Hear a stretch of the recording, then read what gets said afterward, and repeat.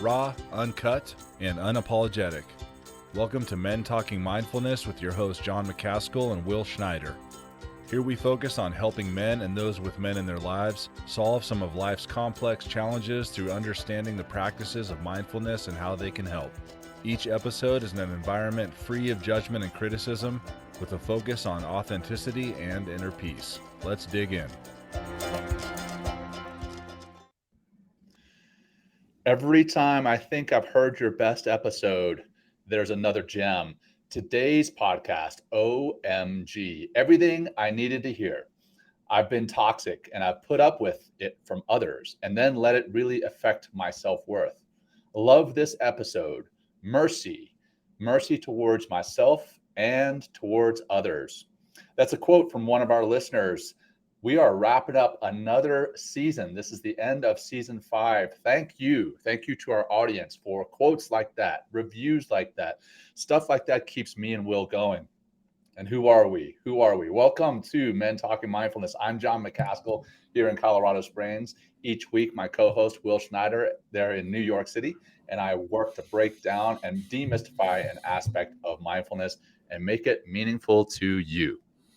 In this season 5 finale, we're going to talk about how all the talks have changed us. What we've talked about this week, it's been more than this week, this season. What we've talked about this season has helped to not only change our audience, but it literally has changed us. And we want to talk about that. We want to dive into what practices we learned and what we use now, how that has changed us, and the relationships with ourselves, the relationships with our friends, with our family. And whatever changes have come forth because of the interviews we've done, and then also because of you, our audience, because again, of quotes like that, reviews like that, that really hit home and show us why this show is important. That said, I'm going to jump into a few announcements. First, for those of you watching next week, this is going to actually air next week on December 9th. That is the day before the Army-Navy football game. So I am wearing a Navy jersey right here in honor of two things. One, again, when this airs, it's the day before the Army-Navy football game. So go Navy, beat Army.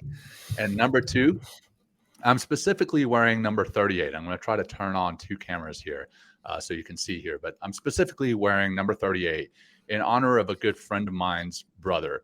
So my good friend, Brant McCartney, whose brother is Matt Brewer, he played middle linebacker at the Naval Academy, where he wore the number 38, and then served in the Marine Corps for 8 years before transitioning to be a firefighter in Kansas City. In February of last year, so February of 2021, Matt died by suicide, and Brant has since started a 501c3 in honor of Matt to raise awareness of veteran suicide and to raise money for post-traumatic stress disorder, TBI, and CTE research and awareness. Check out more about Brant and the 38 Challenge at the38challenge.com. That's the number 38 challenge.com. All right. Next, save the date. Save the date, May 18th through the 21st. This is going to be our second Mindfulness Adventure Retreat, which will be taking place on the East Coast in upstate New York. We are in the process of finalizing all the details as we speak, but save that date because it is going to be an awesome weekend. We did one last September in Durango, and we'll do another one this September in Durango, this next coming September in Durango. But space will be limited, so make sure you save those dates. And then Will is offering the Wednesday weekly refresh, midweek refresh on Insight Timer. So if you want to know more about that, check it out on Will's Instagram, IG. Follow Will on Instagram, and then he will tell you more about the time and date. But it's every Wednesday at 6:30 p.m. Eastern. No experience needed. Just show up, and Will guide you through a midweek refresh. And then lastly, my voice is starting to fail me, man. But lastly, follow us on YouTube. We love our audience, and we think that the content that our guests put out, and then occasionally Will and I have some gems. We think that what we put out there is pretty good, and we hope that you would share it with your friends and your family. But follow us, subscribe on YouTube. There is a new link. Just simply go to youtube.com/@ the @ symbol Men Talking Mindfulness. So youtube.com/@ Men Talking Mindfulness. And that is all I've got. Will, let's kick it off with an opening practice, brother. Yeah. Before we do, hey, my Instagram handle is @willnotfear. That's WILLNOTFEAR. Will not fear on Inside Timer or Instagram, so you can get to me Inside Timer. Also, we're going to start taking reservations and have a holiday special for that May retreat in Upstate New York. May 15th is our deadline here as a team that we're trying to get everything out and ready to go. So hopefully you can join us and save some money if you sign up, before a certain time in January that we'll determine eventually as well. So awesome. Let's breathe and we'll jump into this episode, John. So we got our 5-breath kind of reset. You can do this anywhere, anytime as well. That's why this is a great reminder, not just to ground the show, but it is a great reminder that you can do this anytime you're kind of feeling stressed, just feeling anxious, feeling, just flustered or whatever, that's taking you away from being like a more conscious person. So let's exhale out your mouth. Good. Empty completely. Beautiful. And take a big balloon breath in. And let that go softly. And relax. Feel your shoulders melt down your back and your face soften. And again, in breath. Exhaling softly. Again. See if you can drop the breath deeper and fill it up even higher at the top of the inhale and let it go out. Maybe these last two, you make some contact with your torso. Hand on belly, hand on chest. Again, inhale. Feel that balloon in your body. Let it go.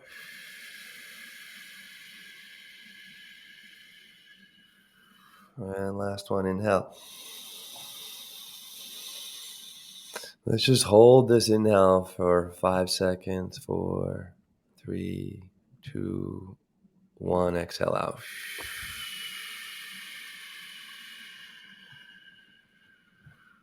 All right. Open your eyes when you're ready. Come back. Make those micro movements that we keep using and we learned about on the show, right, John? That's right. What we're here to talk about today is like not just what we learned and not just a summary of, it was actually why we're doing it. Something we changed it and made it a little bit more focused because we checked our numbers on the last season finale and then just, we had a bunch of listeners, but no one actually listened. Right. So we're like, all right, let's make it a little bit seconds. Yeah, exactly. It was like it was like 35 seconds. Like, oh, fuck this. I know what they have already said. So we decided to, like John had said in the beginning, it's like, really, what do we learn and how are we putting this into practice? How is it changing our lives and our relationships and all those wonderful things? And that's why we do the show. I mean, it's selfish pursuit in some ways because we get to learn all these wonderful things and present all this incredible information. But also it's like, I definitely am practicing things differently. My life is different. And one thing, first thing that came up for us, John, and kudos to both of us for believing in the abundance of the universe, believing what we're doing here. Like you have a new office, you got a new truck, I got a new apartment. You know what I mean? Like seriously, like those are changes that we made this year by just trusting the work that we're putting out there, how we're doing it, the teamwork we've created and other aspects of our lives as well. But we've just taken a big fucking step forward and be like, you know what? This is how I'm going to live my life, putting a stake in the ground, whether it's the truck or the bigger office or my apartment. And that's one. I just need to buy a jet. That's after season 6. That's season 6. That's after season 6. But that's a great place to start. I think it's there's something about what I'm understanding, John, is just really trusting. Just trust what you're doing if it's coming from like a passionate, heartfelt place that really has adding value to the world, and things just start to fall into place. No doubt, just by following that listen to the heart and passion. Yeah, exactly. There you hit the nail on the head that I was going to jump on here in a second. Is in this season we interviewed Dr. Jim Doty, the author of Into the Magic Shop, and we've talked about that book quite a few times on our show. Will has been taking the compassion course at C-Care out of Stanford, and one of the things that Jim Doty talks about is you can in fact manifest things into your life through, the work that you do in meditation, mindfulness, but it's also very important that you do so with an open heart, right? Do so with that open heart, with the right reason, with the right intention and thought behind it. And that's when you really start to benefit from it. It's not about sure, we've done this. We've taken the step by getting the bigger office and a truck and a bigger apartment, but that is actually forcing us to do the work rather than the other way around, right? We're not trying to, I don't want a whole lot of things, because as Jim talks about, and this is one of the things that has changed in my mind and in my life in this season, the pursuit of happiness. What is the pursuit of happiness? So many of us are like, well, if I reach the next level, if I get the promotion, if I get the new car, if I get a huge house, if I get the island, right? Jim Doty was about to buy an island. If we get these things, we're going to be happy. But in actuality, it's not about that. It's about having compassion and love and people that you care about in your life. And that's always been a part of who I am, and it continues to be, but it's just been deepened in having conversations with people like Jay Fields and Jim Doty, some of our guests this season. But let's talk about how this season, the guests that we've had on, the reading that we've had on, the work that we've been doing, and how our audience has changed us, man. I think there's so many different facets to this. So where do you want to start? I'll just jump right in, John. I have a bunch of notes here. Yeah. One thing that really, we had a lot of amazing guests, but one thing that really, once Dan St. Pierre came on and talked about, we had I forget the name, actually was like about heartfulness, right? Yeah. And what is heartfulness, and what does that mean? All those, and how do you get there? How does it help us? And once, because I read, about half of his manuscript on the United Anatomy of Being. Hopefully, he's going to publish that soon. And Dan's been just a really great friend of mine for, my God, since I've been like 15, which is wild. To have someone in my life for so long and also be in this work as well. And wait a minute. And real quick, while you're talking about 15, when is your birthday? You got a birthday coming up, don't you? I do. Actually, I have a party. Anyone in New York, come to my party. If you anyone in New York. Well, not anyone, our listeners out there, our people, right? So I'm having actually a party on next Saturday, December 10th. But my birthday is officially the 24th of December. And people hearing that, would be like, oh, he must have been screwed as a kid. Yes, I was. I think that's part of my trauma. That's probably why I got into mindfulness and meditation, so I can let go of that trauma and let go of that story. My sister-in-law shares that she's got December 25th, man. So, and her name is Mary. So, good luck. Merry Christmas. Yeah, exactly. And she was probably in the manger as Mary, right? When she was older, right? Just like, oh yeah, hey, what a great way to celebrate your birthday. Sorry, man, I interrupted you, bro. No, that's okay. And it's been a lot. It's made me who I am, I like to say, and it's drawn me into this place of heartfulness, John, that I kept hearing, throughout. Once Dan brought that up and kind of and really started studying that, understanding that, I started hearing it in so many other places. And one thing that really has helped me, and that's why I took the C-Cares class, the Cultivating Compassion after, James Doty. So much of this season was about understanding the energy of the heart, and how it affects my everything. And one thing that's really key about the heart is it's, and Dan explains it beautifully, it calls it unifying energy. And I've started hearing that more, like unifying energy, whereas separate energy. The mind is separating energy, and they're both as equal. They're both as important, but there's a difference between living a life of being heart centric or mind centric, right? Mm-hmm. And if you're and having this unifying energy of the heart, when you're working from a place of being heart centric. I'm living, and I learned to trust my heart by being more heart-centric. I feel connected on purpose. I have a deep knowing that everything's going to work out exactly as it should at the time that it should. And there's also, when things don't go the way that I wanted, or the timing of them are off. This is my mind impressing its will on the ego, or on the world. It's there's a lot of lessons to be learned as well, and learning those lessons instead of the mind would put you kind of in a victim box maybe, or something like that. And the right people and the right circumstances will show up when they need to. I feel tapped into the pace of nature and also the peace of nature. There's a great natural peace that exists in all these wonderful plants I have in my apartment, and every single creation that's out there it comes from a place of stillness, comes from a place of peace, and it's also that heart-centric place, and really trying to continually do everything from that place, whether it's I'm having a conversation, whether it's I'm teaching, whether I'm doing a podcast with you, John. There's always this happiness and joy and peacefulness that kind of, I guess it's how the expression is being broadcast through that energy, and from like a place of empathy, from a place of compassion.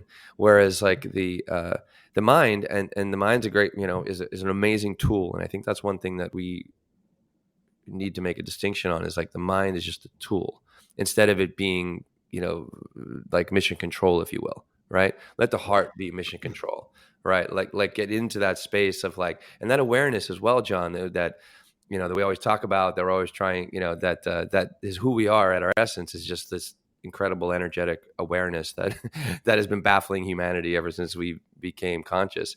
The mind, it just separates things, like I've said this before in the show, it's dissects, judges things, and discerns. And it's important, because, we need to know the difference between, things around us, so we can, navigate it through the world effectively, but not like go so deep into the mind that everything is divided. And therefore, when we start dividing things further and further and further, we just get deeper into this separating energy and these separating states, that we just start to, as we keep dividing, and then it's like, and we keep judging. It's like, this is an enemy, or that's working for me, that's not working for me. And again, those distinctions are good, but what ties all that division together is the heart. And then we could really start to make sense of it from a heart and centric place. So that, that's just a little touching onto the things I'm learning about the heart. But I don't know what comes up for you when I say that, John, or has that been some of your experience this year in the season? Yes, but to answer the way your first question is kind of what comes up, a lot of the time what we talk about with meditation and mindfulness is that meditation allows you to take that step back, take a pause, but between a thought, an emotion, and action. And in doing so, we always say, well, in doing that, you make a more rational decision, and not an emotional decision. And in all honesty, I think in saying don't make an emotional decision, we're discounting the emotions. We're discounting the heart. And I think that there's actually value in listening to those emotions, and then mixing in, like you said, you have to have both, right? That heart-centric living and mind-centric. It's not exclusively mind-centric, and it's not exclusively heart-centric. It's having both. And when you can recognize the emotions, be aware what's driving those, be aware that there are actually neurons in your heart, right? There are neurons in your heart. That's a lot of people don't realize that there are neurons in your heart. There's neurons in your gut. That's why they say, go with your gut feeling. How does it feel in your gut? There's actually neurons there. But the thought to make a singularly rational, mind-centric decision, that discounts the heart. I think you hit on the fact that we need to have them together.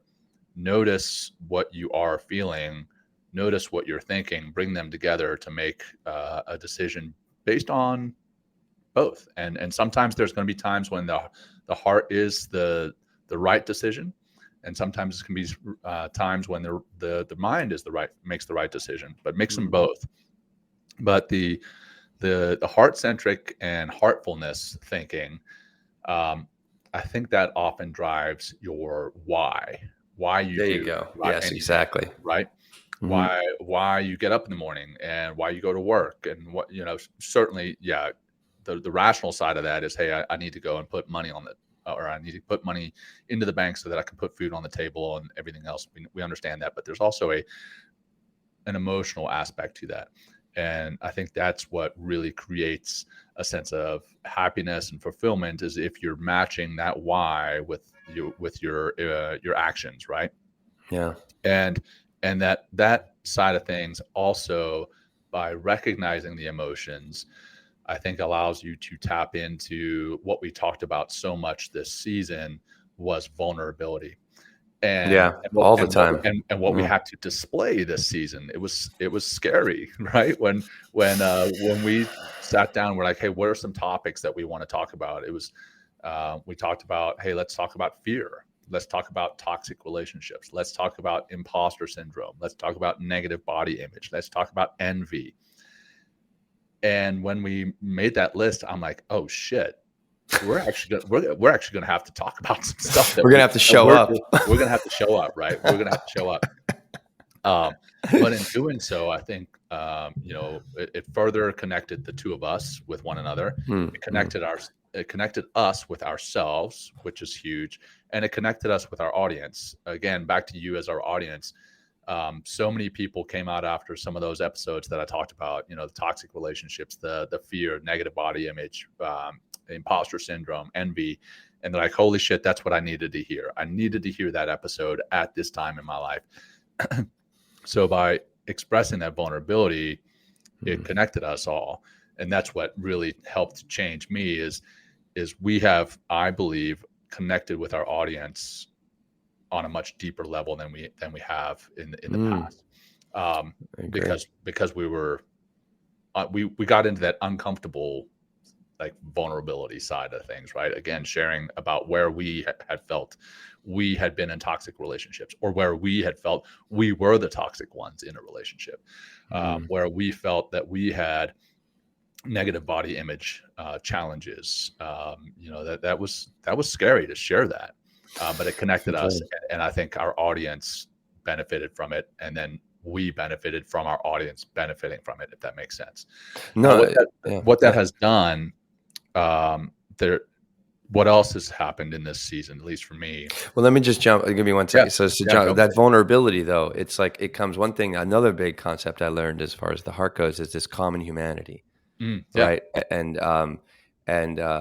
that just understanding that common humanity, right? And actually, when we get into a vulnerable state, right, we kind of take away the veneer of the mind, and it's like, look how, I'm this or I'm that, or like positioning ourselves in a way that, like, hey, look how smart I am, or look how sexy I am, or look, you know what I mean? Look how, yeah, exactly. Like, yeah, all those things we talked about in the imposter syndrome, but we let go. I mean, underneath the imposter is some sort of fear, and what helps to eradicate fear is just getting vulnerable and shining light on it and be like, you know what, I'm struggling here, and in that place of struggle, and that's why part of developing self-compassion, the second aspect of developing self-compassion, is recognizing a common humanity. You recognize, like, I'm not the only one that suffered this way. I'm not the only one that, whatever that suffering is, people are suffering exactly like that right now, or have suffered, billions of other souls have suffered the same way in the past and will in the future as well. And that's like, that it requires that vulnerability. And it taps us into that common humanity. And there's something about, when I recognize, or anybody recognizes, like, or opens up to that vulnerability, or allows themselves to be vulnerable and really be seen and really be heard, it comes from this unifying energy and this broadcast energy of the heart that, do you ever hear of someone say, like, oh, I feel you? Right. That's not the mind, right? That's like, you're feeling it. You're feeling it from the soul. You're feeling it from the heart. And then you're connecting instantly with that person. And I've seen this in, a lot of classes I've taught too, when I'll bring up something, or I'll like talk about a particular whatever struggle I'm having in class as a way to help, my students understand that, we all suffer. and you can see them even feel that, you know, or I can feel them feeling that, you know, because it's like there's this, you know, it's that, I think it's that limbic part of our brain that doesn't have the capacity for language, and that's kind of like that's the intelligence of the heart kind of speaking through us. But yeah, you're going to say, I'm glad you interrupted me, because I love everything you just covered there, because of how important that shared humanity is, right? And connecting on that level as well, not just the intellectual level. Yeah. That's what really makes relationships not just we're not just colleagues. We actually have an emotional connection. I'm not talking about us. I'm talking about in workplaces. We're not just family members. We actually have an emotional connection. We're not just friends. We actually do have an emotional connection, and that's what I think makes a relationship happier and healthier, and then makes you want to foster that relationship that much more. Now, what else I was going to cover or talk about in regards to that vulnerability, you know, we had Jay Fields on talking about building that emotional stability. And when I say emotional stability, I'm not talking like stoicism. I'm talking being okay with the emotions that you're experiencing. And one thing that I love that she said is that when you experience an emotion, taking a step back and saying, you know what, of course I feel this way. Of course I feel this way. And kind of giving yourself that grace, right? We talked about giving yourself grace a lot on this show.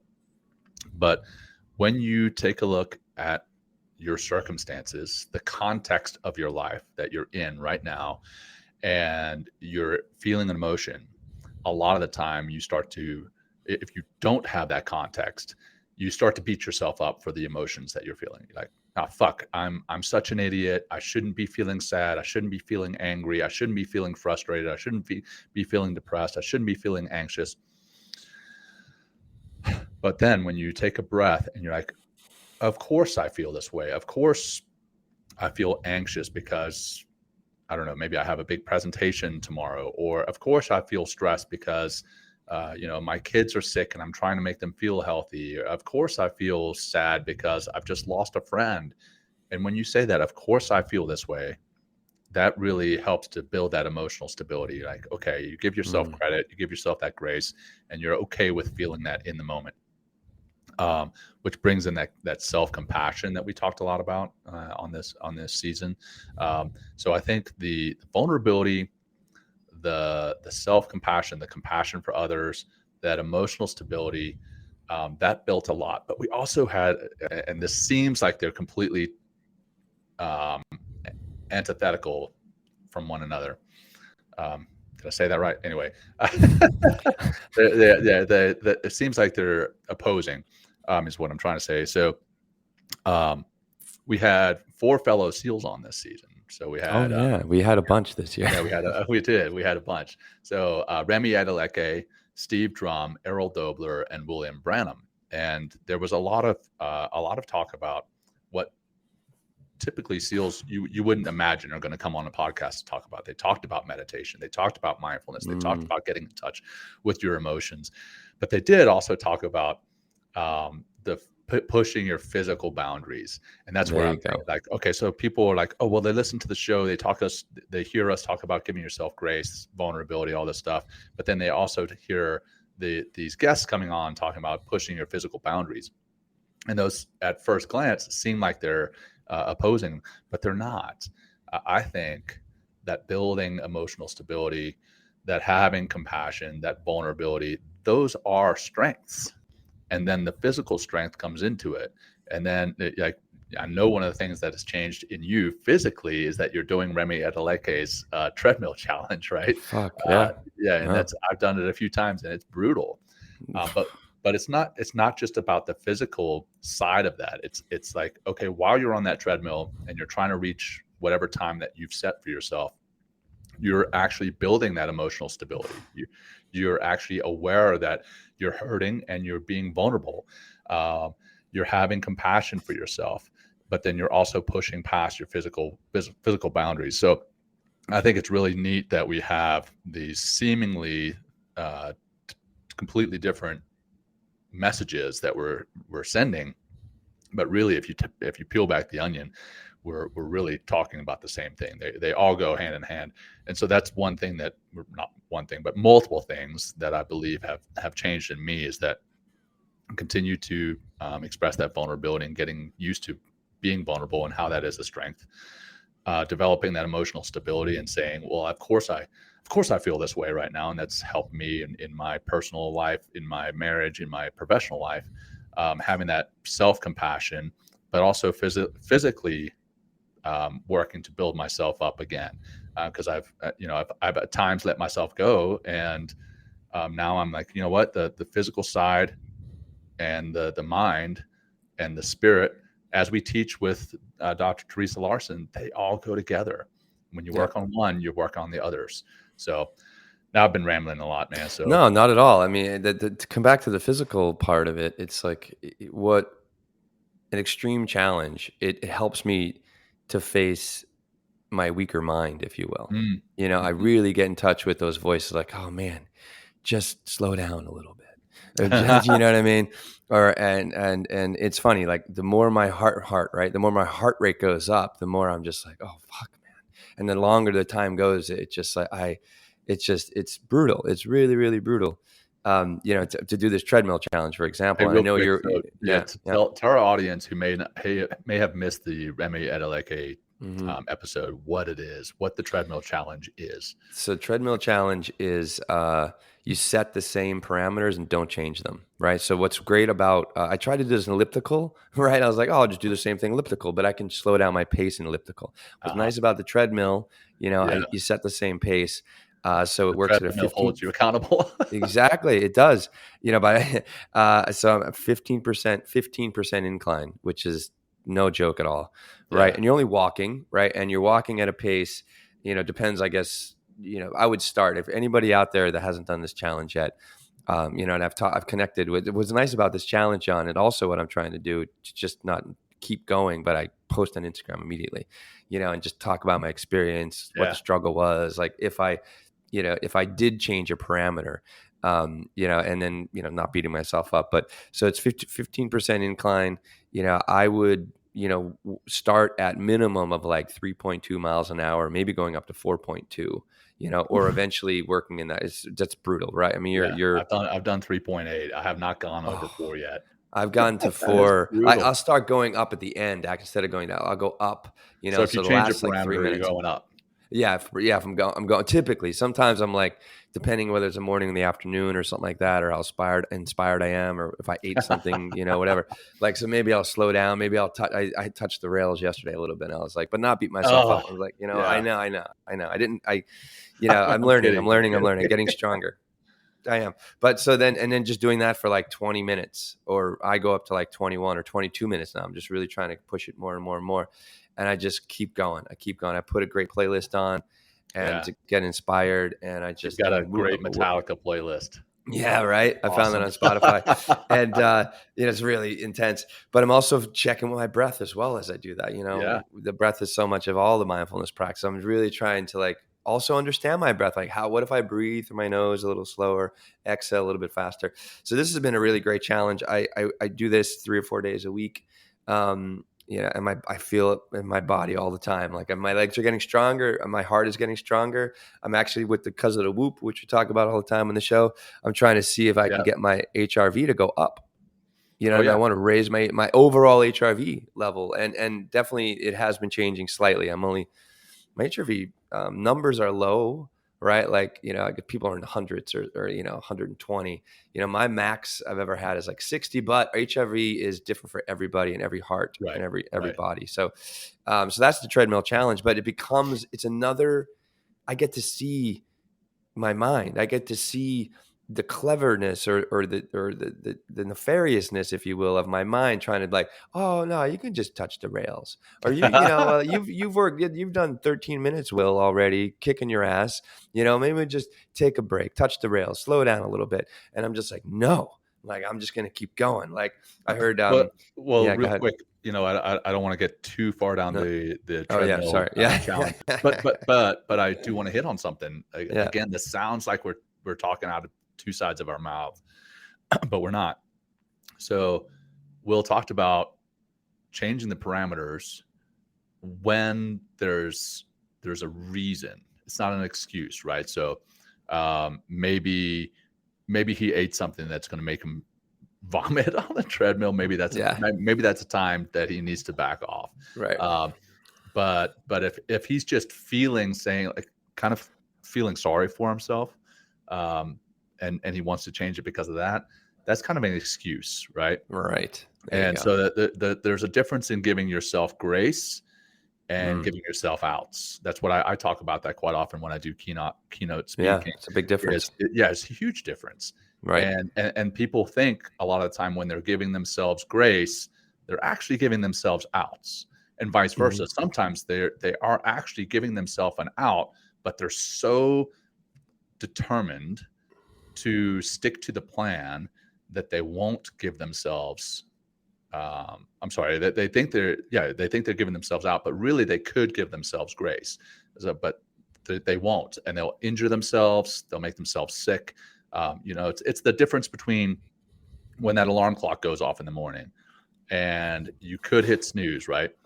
Well, if you hit snooze, are you hitting snooze because you're being lazy, or are you hitting snooze because you truly need that extra 15 minutes of laying in bed and it's going to make you better? And there's nothing else that you could do. If you get up 15 minutes earlier, are you going to be any different, or are you actually going to be worse? So it's that difference, is knowing when you can actually give yourself grace and when you're giving yourself an out. So sorry. No. You did that. You did that very well. I remember when we were in the Durango retreat in September, our first retreat, like you're not practicing, you're training for the Ironman, or no, the triathlon, the half Ironman, exactly.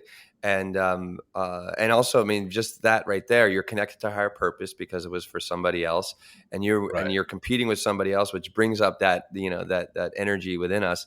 And there was one time, we worked a full day. We're taking care of all these students, and really talk about giving, right? And giving is exhausting sometimes, in the most beautiful ways, but it's still exhausting.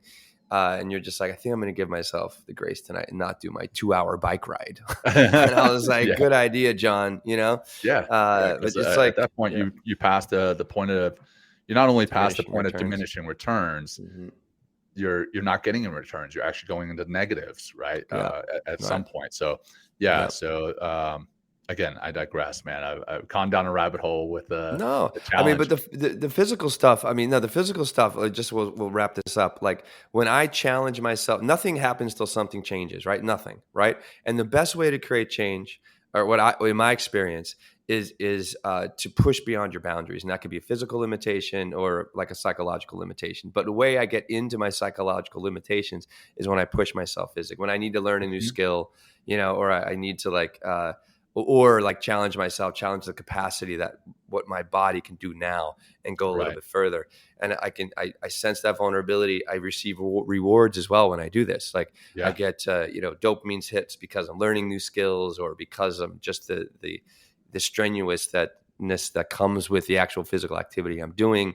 And those rewards, I get inspired and I get to know myself in a deeper way, but I also walk away. It's like, I can do that.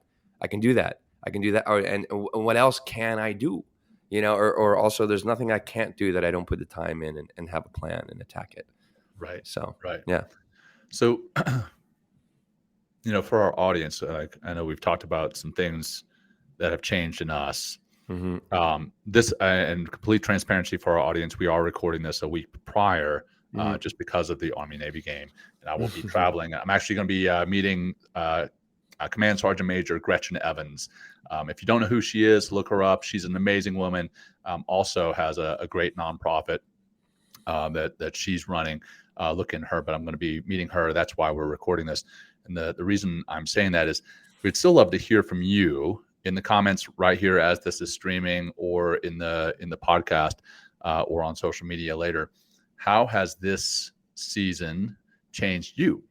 We would love to know. And then over and above that, what in particular changed you in that way? And then for our audience, Will, how can they make the changes if they haven't made them? What can they start implementing in their lives Or what can we, if we've missed the boat, what can we all as a group, collective, us and our audience, do to further change ourselves in a positive way? How can we get there? Yeah, I just had a buzz at my door. I'm gonna Oh leave it man. alone. Yeah. I was like, "What the fuck is You that?" got the Uber Eats coming in, right? Uber Yeah, Eats. if they buzz again, I'm gonna have to leave, John. You're gonna be solo for a few All minutes, right. but All we'll right. see. Easy. We'll see. We'll see. Like, the one thing about I love Raw, my uncut, place. and The only unapologetic. I know the only thing I don't like about this place, the one thing is I'm up on the third floor, which isn't bad. And as I walk up, I need to go downstairs and let people in instead of hit the buzzer and let the Oh, door unlock and come up. So it's the it's part only of the workout, bad man. thing. Yeah, Part of the I workout. know. I must be getting a package, but I know it is part of the workout, right? It's like I'm Yeah. thinking of the treadmill challenge. So the question is how Yeah. how do we get to change or like how do Yeah. we So really how start the do, change? yeah, I mean, obviously I know, and we've got this in our notes, right? How to get here and remain here. Hmm. And obviously Men Talking Mindfulness, one of the things that we talk about on every single show Yeah. is mindfulness, is Right. meditation, Yeah. doing the work, right? Putting in the Right. effort, setting aside the time and actually doing it. Yeah. So, that's a big piece of it. And it's not just going to improve you mentally, but it is going to open up your heart. It's going to get you to be more compassionate. It's going to allow you to be more vulnerable with yourself and with those that you love and those around you, which is a strength. It's a superpower, Mm. as we've talked about on the show before. But yeah, let's talk about some more of those. I Unless think, there's something else that you want to talk about that has changed in you over the season. and I think there's a lot that's changed, John.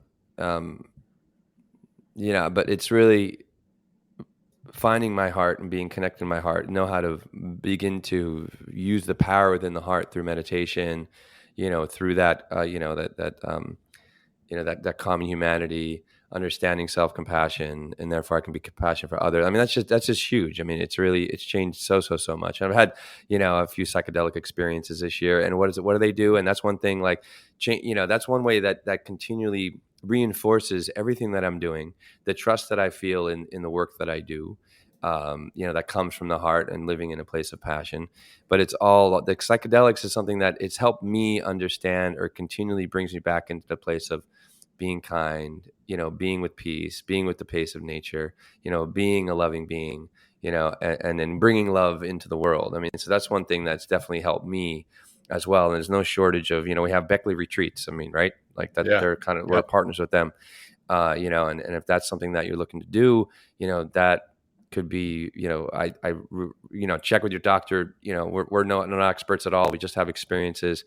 But that could be a great way to start to make some change, and just a little foreshadowing of, or is that foreshadowing, I guess, or just a little what's going to happen in season Yeah, that's 6. foreshadowing. Yeah, John and I are going to we hooked in with a ketamine therapy organization, and they're going to give us both several free sessions on ketamine, it's a dissociative, which we talked about, I think, in season 4 or something, or 3.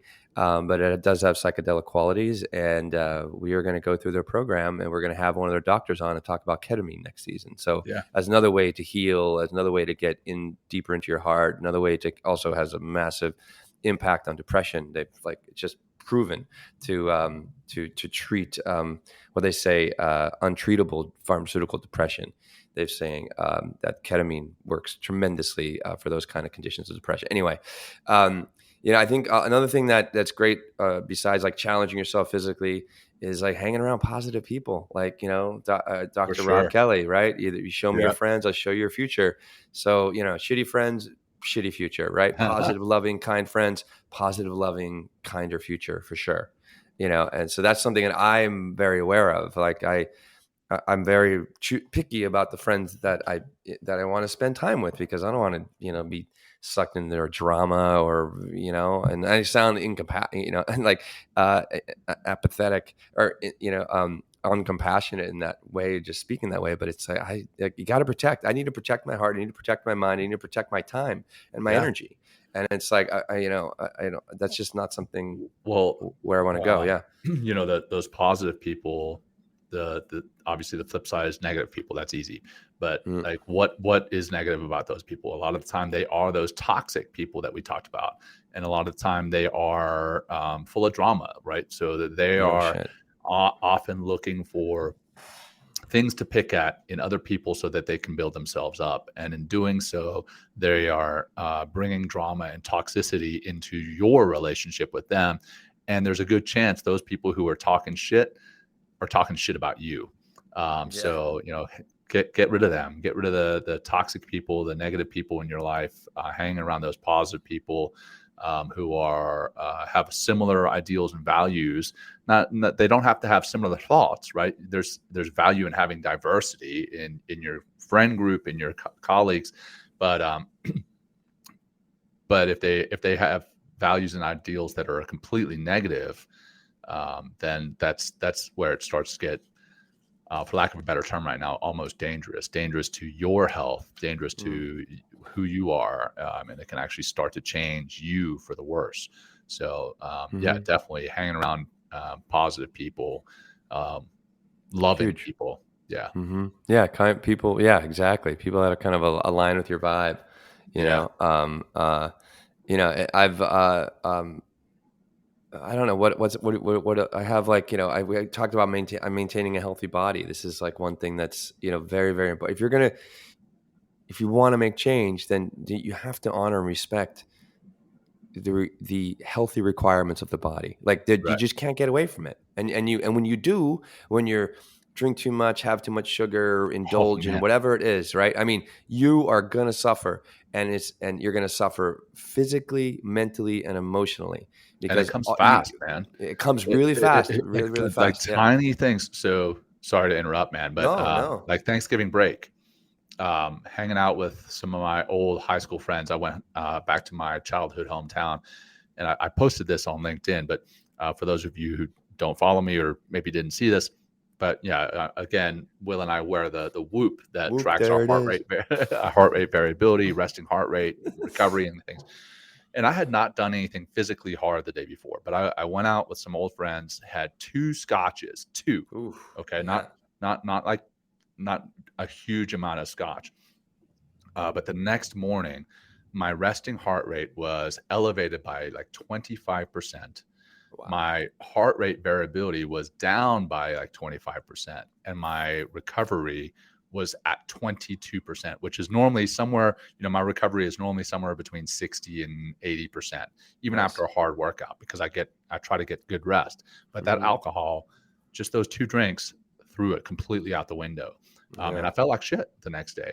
But it's not just the alcohol, but it's some of the other things that we've talked about, not necessarily in this season, but others, is sugar, right? How much sugar can make you feel like shit, not just physically, but mentally, what that can do to emotionally. you, emotionally, what that can do to you. So yeah, maintaining that healthy body allows you to maintain the healthy mind. Again, what we've talked about, that the two are inextricably intertwined. So yeah, 100%. I think another, thing that helps help me kind of stay on this path is, creating happiness for other people. I mean, and with that, I mean, I put that could be done in so many different ways. Just even saying thank you. Yeah. I mean, just to somebody that, like I saw my mailman the other day as I was leaving the building, and one thing I learned from you, John, this season, or I heard enough times, and I start saying this to cops and public servants, service people. I'm like, thank you for your service. Yeah. And Yeah. I saw, I mean, yeah, go ahead. That goes a long way. And I mean, I'm a veteran, and I see people in uniform, and I still say thank you. I say thank you for your service. Oh, fuck yeah. So, I mean, this past week I was down in Orlando at this big conference, and I saw a lot of service members there in uniform, and I was like, hey, thanks for your service. And they're like, oh yeah, thank you. And, just thank you for saying it. But then they could see, because I wear a little pin that shows that I'm a veteran in the Navy. Then they could see that I had served too. And they're like, well, thank you for yours. And it's kind of exactly. like that. But it's a great way to express that gratitude. But in expressing that gratitude, as altruistic as that may seem, it's also good for you, Right. There is goodness in expressing that thanks, whether it's Mm-hmm. for the veteran, whether it's for first responder, whether it's for the person sweeping the streets, saying thank you and expressing that gratitude. It's good for you. It's Mm-hmm. good for you. So why not do it? It's Right. good for the world. I mean, It for is. sure. And I do, the city's getting a kind of a bad rap. And let me just say, one thing about I've been in New York City for 19 years. Like, I've had my New York experience. I've had, one maybe incident or something like that where someone took a fucking swing at me or something like that, like try to sucker punch me or something like, like one. But and like, and the city, just the news, just fucking, they just have to rip on something. Well, that's what the It's news like, does, man. yeah, it's all. I mean, Which is, and it's like it's that's not, the another thing. city's not bad. Yeah, go ahead. That's Yeah. another thing, man. Talked about having people who bring drama into your life. The fucking news. Cut out the fucking drama from the news, right? Exactly. That's what sells in the news. So when you watch Exactly. the news 24/7, that's what you think is going on in the world. Yes, there is bad stuff. Don't get me wrong. I'm not naive to where the point, like I walk around where there's no bad stuff happening. I know that bad shit happens. I know that. But there's also a lot of good shit that you don't see on the news. A lot of good stuff that you don't see on social media. And that's the other side. So you've got news media that's always covering the negative because that's what sells, but also some of the social media that's out there is also covering negative stuff because that's what sells on social media. So look for the bright spots. There are good news channels. There's good news social media. Look for some of that stuff that's going to help to change your perspective and your view on things. That's going to help you to live that, I think, more grateful, that attitude, that proverbial attitude of gratitude. That's so helpful to you as an individual, but also us as a society. And I think you could also use the social. I mean, I've been using my social media platform to inspire other people. Absolutely. Like that's. I mean, I fucking read. I read verses from books. You know what I mean? It's like, something like, oh, hey, this is really, I'm, a mindfulness teacher. We have this platform. That's what I do with my life and my time. And it's just, I just want people, hey, I'm just reading, or like, just using, instead of it being like, oh, look at me, or look at my accomplishment, or look at my vacation, or look at my body, whatever it is, and don't say, I've been guilty of that shit too in some ways, or I'm just like, hey, I'm having a fun time, whatever fucking country I'm in, or wherever I'm with my family or something like that, so I guess there's also, just like me, I do kind of the same thing, in some ways, but like not, whatever. I'm posting because I don't know. It's a thing, but also posting it to like inspire other people. I think that's a big thing you can do, is like use those channels to inspire other people and challenge other people. That's what I'm doing with the whole, the treadmill challenge. Like, who's next? And I'll tell you what, with that challenge and being consistent is key here as well. With that, with this kind of thing, this inspiration that I'm trying, people are like, oh, I'm going to try that. Oh, what's that like? Oh my God. Like, and we'll have all these little back end conversations through my DM, and I'm like, great. Awesome. I'm so glad you're doing it. Tell them how you feel. Post. Yeah. So you use all these like, also part of that influence we talked about, that Dr. Rob talks about, and if Fox and Friends, if you will, is one of your friends on a regular basis, it's like, well, is that really helping me uplift my life? Either side. Really. Either side. Either side. Absolutely. Yeah. I mean, it's all drama. It's just, everyone, it's awful.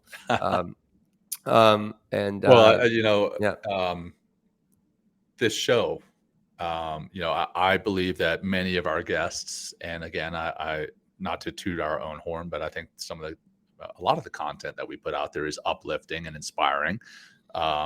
But there's other shows similar to us that are putting out great stuff. Shows that we've been on that are putting out great stuff that are inspiring and uplifting to individuals and to society, humanity at large. So look for that. That's also going to help to bring you up.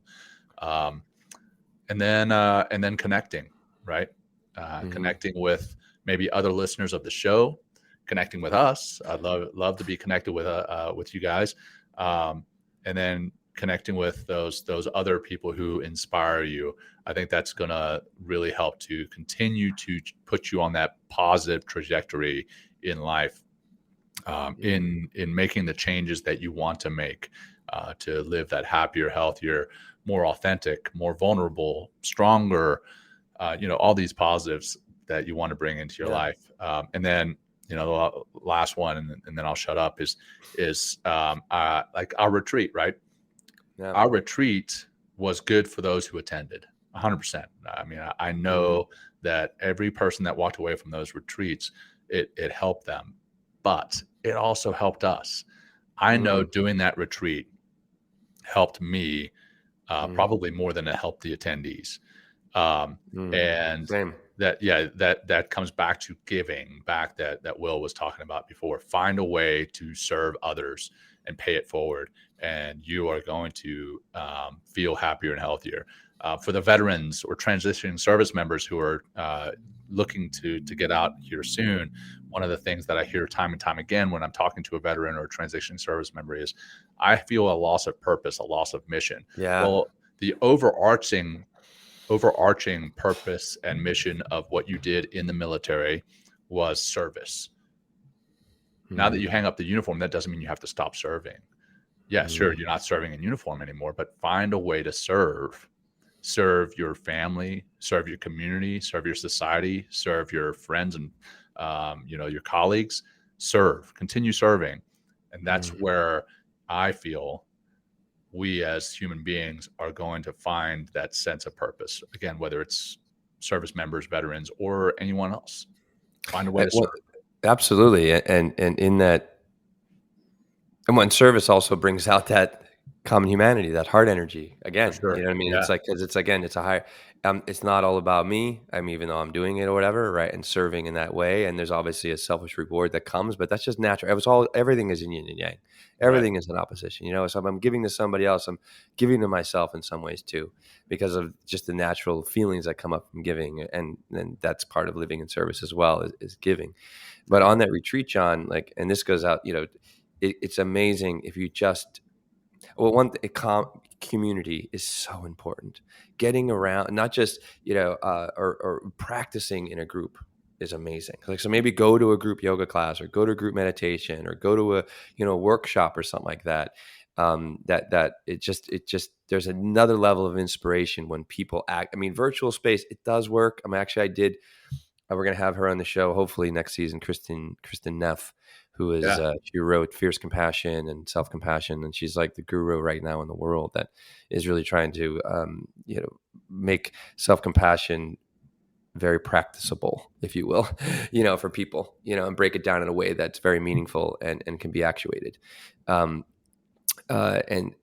so I took there's 100 people on a virtual, and it was great. It was great to connect in that space. And then I shut off, and it's just like, okay, I'm still back in my apartment, But to be in a physical space with somebody and really feeling that energy of community as you kind of work as a community towards a common, whatever goal or just the same work that you're doing is very inspiring. And on that Durango retreat, I couldn't believe, John, how, how the simplest practices could have still such a, what I think is simple, because I've been practicing for, a couple decades now. But if new students and new people to these practices and getting on putting their first foot on the path of mindfulness and all the wonderful things that we've talked about on the show that include mindfulness, it's just as simple as whether it's taking that walk or, breath or whatever, it could really start to make some significant change, because and part of that is getting out of our mind, knowing our mind that it's just a tool. We don't have to listen to it all. We don't have to listen to it at all if we don't want to, and using it as a tool, and kind of stripping all that stress, stripping all that anxiety is what, kind of where a lot of these practices start. Or start for a lot of people. And then it's just like, whoa, things start to open. My heart, I begin to experience, is not just an organ, right, but actually something that has its own intelligence. Right. And it's like, and it's amazing when, it's awesome. And so that, I don't know, it's I bring that up because that just had a really profound impact. That was not our season. It wasn't an episode, but it's something we talked about every fucking week that we had going up and afterwards and stuff like that. I mean, that's really, and it's helped me as a teacher to understand that I don't have to, it doesn't have to be the most intense breath practice or yoga practice or pose. It's the little things. It's the little things that remind us Add up. that we have a body, we have a mind, we have a breath, we have a heart, we have other people, right? And what is the ingredients that we need to put in, right? The input we need in order to activate the best parts of ourselves. Right. And we're activating and pursuing and practicing those ingredients to find the best parts of ourselves. Again, we get rewarded. Things start to change in our lives, and change is incremental as well. Sometimes you have a massive, it's like boom, like we might just shift really quickly because of some sort of experience. But typically it's just little bits at a time, little bits up at a time. And they do add up. It adds up. It really does. It's the old James Clear Atomic Habits. If you haven't read that, it's great book. Just making the tiniest changes. It adds up and sets you up for dramatic change in the long run. So I think that kind of wraps it up, man. We've talked about how the season changed us, and we're looking forward to season 6. Definitely got some great episodes lined up. What guests do we have? We have guests lined up already, don't we? Who do we have lined up? You talked about Kristen Neff. Kristen, we're trying to get her. No, that's like, don't take my word. I'm not. Well, we won't talk about the guests so much because the guests are great, but the topics. Okay, both. Yeah, right. Yeah. I mean, absolutely. I love our guests. Don't get me wrong, but we're a topic based show rather than just guest based, right? Yeah. And mindfulness based, topic based. Right. Yeah. We've had some people reach out to us about stuff that is totally not. Exactly. Yeah, anyhow.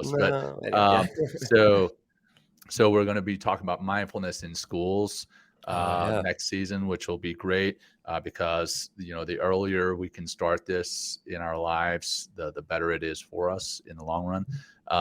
We're going to be talking about male, changing the lifespan of males and changing that discrepancy, male loneliness. What else? Jed Diamond, I think he's coming on to talk about the age gap kind of resilience. Prime Hall, he's a Marine Raider veteran. We're gonna have some great guests and great topics that we have the ketamine coming up. We're gonna we will have the ketamine, and we're gonna be talking about that and how that therapy changes us. And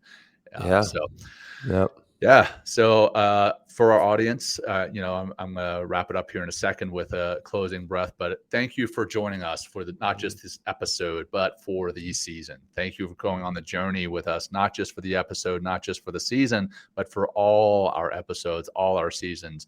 If you haven't been with us for all the episodes, all the seasons, please go back, check out what we've covered. Again, we're topic based, and you look at, you scroll through our list of episodes, and I'm sure that there are some episodes in there that you need to hear. And if it's not for you, maybe your friends, your family, check it out and share it with those you love, and help this society become a better place, this planet, this earth become a better place. So that said, I'm going to wrap it up with a closing practice. Before I do that, check us out on YouTube. Again, youtube.com/@Men Talking Mindfulness, youtube.com @Men Talking Mindfulness. How did I screw that? In case you forgot. I screwed that up, right? Is what it is. So for those tuning in live, do what is safe and comfortable. For those who are listening later, do the same. Get into a comfortable position that is safe for you. And let's just bring your attention to your breath, not forcing anything just yet, just noticing the physical sensations of the breath, the rise and fall of your diaphragm, the expansion and contraction of your belly and chest.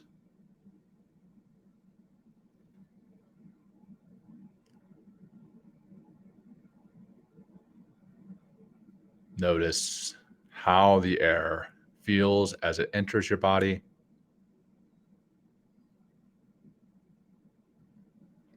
versus how it feels as it leaves.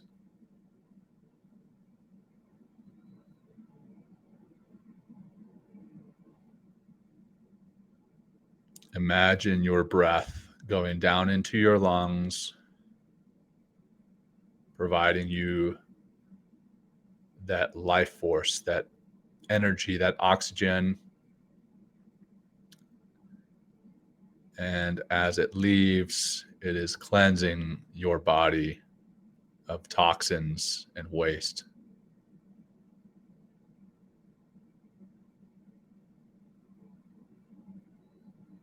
And we'll conclude with 2 deep cleansing breaths together. Begin by emptying your lungs. Empty, empty, empty. Bringing that navel to your spine. Holding empty at the bottom. Deep breath in. Filling your lungs all the way to the top. Hold full. And release. Release. Release. Holding empty at the bottom. Last breath in together. All the way like a big balloon, filling, inflating, inflating. Hold at the top. And relax and let go. And as you breathe that breath out, do it some micro movements. And this is a conclusion of season 5. Wow. Can't believe it, man. Over 100 actual episodes. We've got some bonus episodes in there too, but over 100 episodes of Men Talking Mindfulness. Will, it's been an honor going on this journey with you, and I look forward to continuing on this journey with you, brother. And for those who tuned in, thank you for tuning in. Again, this is the last episode we'll have really recorded this season. We'll put some other ones pre-recorded, some old ones we're going to bring back as replays. But happy holidays to those who are listening prior to happy holidays. And we're going to rebroadcast that, how to have those happy holidays with less stress, less anxiety. But yes, enjoy the holidays. Happy New Year. And we will see you in season 6 in 2023. Will, over to you, man. Just a big thank you for everyone that's tuned in this season and all our new listeners. Thank you for being here. And, again, thanks for growing the show by sharing or maybe taking a screenshot and be like, hey, I'm listening to Men Talking Mindfulness. But yeah, hey, thanks, John. And it's been a pleasure to work with you, to work with Lindsay, our little team that we have around, the Men Talking Mindfulness. And it's just been an honor. And I couldn't be happier, John, with where the show is, where we're going, how it's going, and how our relationship and how our relationship keeps changing because of the show, but also how our lives keep changing and how we keep changing the lives of other people because of the show. And it just brings a lot of, it just feels great, John. So thank you, everybody. And thank you, everybody. Yeah, have a fantastic holiday. Until next time. Peace. Thank you. Joining us today. We hope you walk away with some new tools and insights to guide you on your life journey. New episodes are being published every week, so please join us again for some meaningful discussion. For more information, please check out mentalkingmindfulness.com.